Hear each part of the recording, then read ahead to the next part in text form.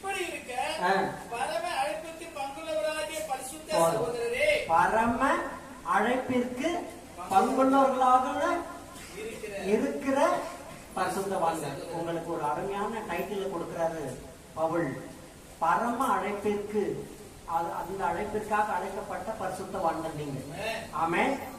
அப்போ பரம அழைப்பு என்பது பரம எருசலேம், தேவன் கைவேலை இல்லாத ஒரு பொன் வீட்டை நமக்காக ஆயத்தம் பண்ணி கொண்டு இருக்கிறார். எல்லாரும் ஆஃப்டர் டெத் அல்லது இயேசுவின் வருகையோ நம்முடைய மரணமோ எது முதலில் சம்பவித்தாலும் நம்ம இறுதியாக போய் சேர வேண்டிய இடம் பரம எருசலேம்.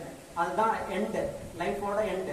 அந்த எண்டுக்கு நீ வர்றதுக்காக தான் கர்த்தர் உங்களை இந்த உலகத்துல என்ன பண்ணிருக்கிறாரு, செலக்ட் பண்ணி இங்க முன் குறித்து இங்க அழைச்சிருக்கிறாரு.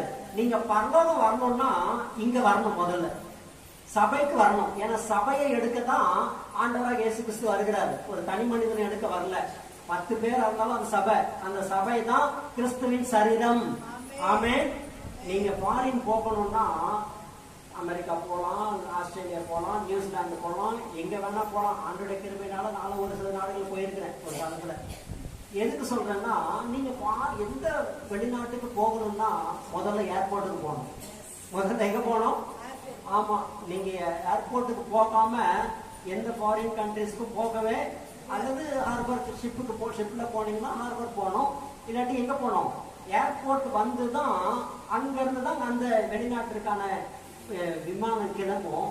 ஏர்போர்ட் வராம உங்க பாஸ்போர்ட்டை செக் பண்ணாம அல்லது அந்த நாட்டினுடைய விசா உங்களுக்கு கிடைக்காம நீங்க ஒரு டூரிஸ்டா போனாலும் சரி, வேலைக்கு போனாலும் சரி, படிக்க போனாலும் சரி, எல்லாத்துக்கும்